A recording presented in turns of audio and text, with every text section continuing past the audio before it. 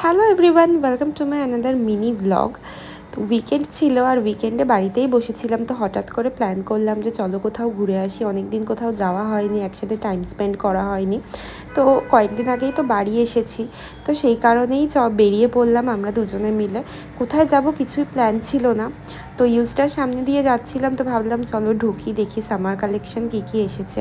তবে এবারে কিন্তু ইউজটার কালেকশন আমার বেশ ভালো লেগেছে। লাস্ট টাইম পুজোর সময় এসেছিলাম, তখন অতটাও কালেকশন খুব একটা আমার ভালো লাগেনি।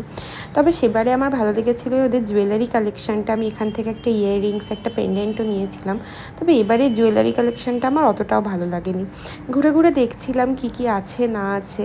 এইভাবে হঠাৎ হঠাৎ বেরিয়ে পড়ার মজা কিন্তু আলাদা, তাই না? তোমরা কি বলো? কমেন্ট করে অবশ্যই জানিও। তো ঘুরে ঘুরে দেখতে দেখতে একটা টি শার্ট আদিত্যর খুব পছন্দ হলো, তো ও বললো এটাই নিয়ে নাও, তো সেটাই নিয়ে নিলাম। আর এই ইউজটার ওপরেই না একটা দারুণ রেস্টুরেন্ট আছে যেখানে লাইভ মিউজিকও হয়। তো সেই বাইরে বেরিয়ে সেই মিউজিকটা কানে আসতে আমরা বললাম চলো আজকে এখানেই ডিনারটা করি। তো আমরা চলে গেছিলাম উপরে, তোমরা একটু শুনে নাও।